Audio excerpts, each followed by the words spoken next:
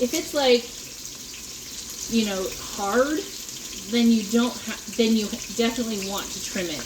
But if it's a softer fat and it's going to give some flavor and some, you know, some fat that renders out, that's a good thing. We like that.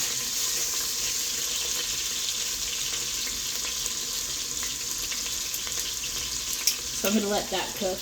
Now, I do hate having an electric stove. We don't have a gas outlet, so I had no choice but to go electric. The bright side is I can put my ingredients on the stovetop while I cook. So, you know, give or take. It's rough as a cook to have a gas stovetop, but, you know, like I said, you just go with it. Okay. I hope you can see that. See that caramelization that's happening right there? I'll show you in some more. That caramelization that's happening, that's what you want. That's a hard sear. And I know it's time consuming, but it does make it worth it. When you see that brown, that is all flavor. All that brown, that searing, that is flavor. And what's going to happen is we're going to leave a bunch of flavor called fond at the bottom of the pan, and we're going to deglaze it and get that flavor up. It's so good. Okay, so we're just searing it. We're not cooking it. So let's throw that in the done pile. You'll see that subsequent batches will get a little bit darker because it'll be hotter. And that's okay. So you want that space though, you know? You want space. You don't want to overdo this and steam that meat. You want that a good, nice sear.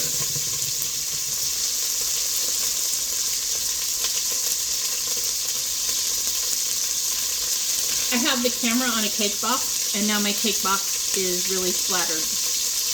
Yep. So that's how I do things. Live and learn.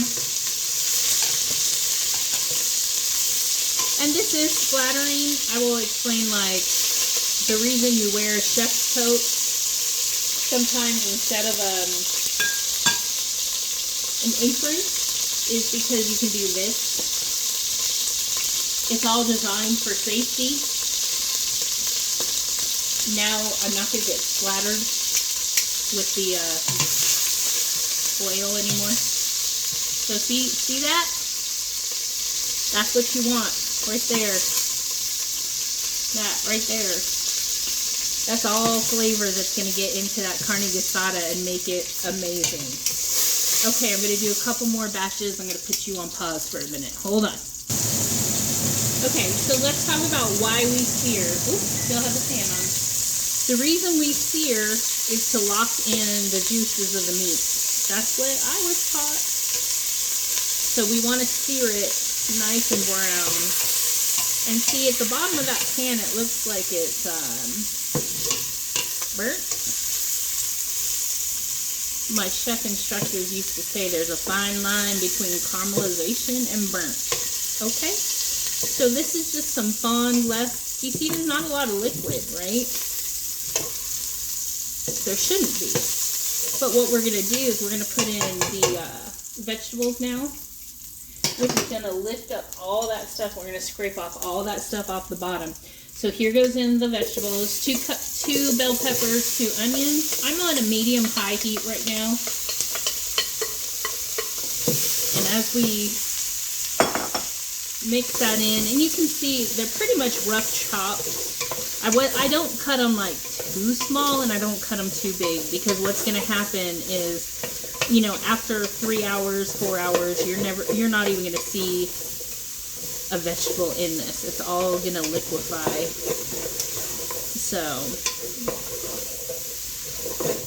So I'm getting, this is like getting steamy. It's going to get liquidy. I always wait a minute or two before putting in the garlic.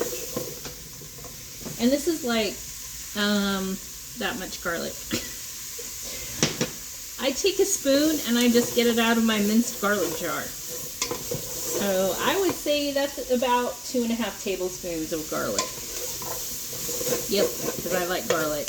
I was raised by Italians and that's what we do. Okay. So this is all coming off the bottom. I want to get this nice and soft before I move on to the next. And I don't want that bottom to burn, so I can add a little bit of oil or a little bit of the stock to try to get that fond up. If it's not coming up right away, there we go. That's perfect. Okay. So now all that is coming up. This is a really easy recipe. It's just kind of time consuming when it comes down to the, once you leave it on the stove all day. But if you do this, you know, 3-4 hours before dinner, or like I said, you can really easily transition this into an Instant Pot. You know, just put on the saute mode and do exactly what I'm doing. And you still get great flavor. It's still amazing. It just, there's something about letting it cook on the stove all day that develops a different flavor. And trust me, I'm not that organized that I have every meal planned all the time, so I have done the Instant Pot because that's just what I did. That's what I had time for. Okay, so I got most of that fond off the bottom there. See, you could scrape your spoon along the bottom and make sure all that's been. And now that's all flavor. That's all flavor right there in the pot. I'm going to dump in a couple tablespoons of garlic. One other thing that's really interesting about this recipe is it's not heavy on the seasoning. One of the things I learned in culinary school was about developing flavor, that you don't need a lot of seasoning. You want to taste the food. You don't want to cover the flavor of the food. You want to taste the food, and that's enhanced by a good balance of seasoning. And you don't want to just, I see these like injections and marinades and stuff, and if you read them, they are just salt. It's all salt. So for really good food, you're going to take the time to develop the flavor of the food. And that's why, you know, chefs cook, we take a lot longer with our recipes because we're developing the flavor without just dumping, you know, a ton of salt on it. All those seasoning packets, the main ingredient is MSG or salt.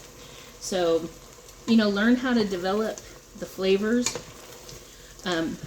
Always starting with onion, garlic, and peppers, and getting them softened. Like I said, these will disappear. You won't even see them by the time the dish is done. It's just going to all become part of the flavor of the sauce. Okay, and here I have cumin. This is about a tablespoon. So it's about 1.5 teaspoons when you're doing a half recipe. So for one like 2.5 pound roast, you're going to do about 1.5 teaspoons. And that's about 1 tablespoon for a double. This has about 1 teaspoon each of cayenne and chili powder. So not a lot of seasoning in there for, you know, 5 pounds of roast. That's not a lot, because we're going to count on this tomato sauce and these vegetables for the majority of the flavor. Oh, I wish you could smell this right now. Oh, it smells so good.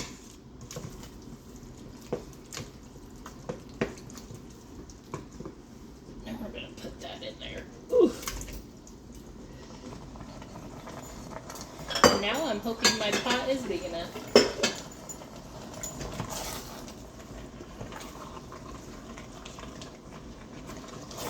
I just like getting the meat all coated with everything before I put in the broth. It doesn't matter, but it's just something I like to do. I like standing here smelling it. So just get all that nice and coated. And then watch this. Watch this. This is the magic. Oh! As I spill it everywhere. Should have just left it in the boxes. Okay, so thank goodness I have help. My little dog is now licking up all the broth that I spilled off the side of the stove. So, benefit of having a dog in the kitchen. Yeah. All right. So see, really simple ingredients. Not a lot. And we're gonna let this just simmer on the stove for like 3 hours. I say 3 hours is the minimum. But again, it depends on the size of the meat. Like, these are pretty big chunks, so we will check back later. Yeah, that says be happy. I have a lot of little bee things in my kitchen. I have be nice or buzz off. I have home is where your honey is, and then I have I believe in you and be happy. Want to surround myself and my kids and my family with at least some good little antidotes. I don't know. Antidotes? I don't know. Not a perfect mom. So maybe if they see these little signs, they will catch on that being happy is better than dwelling on the crap. Because life's going to be crap. Let it go. Move on. Be happy. Okay. I'm going to see you in a minute. 3 hours. But a minute.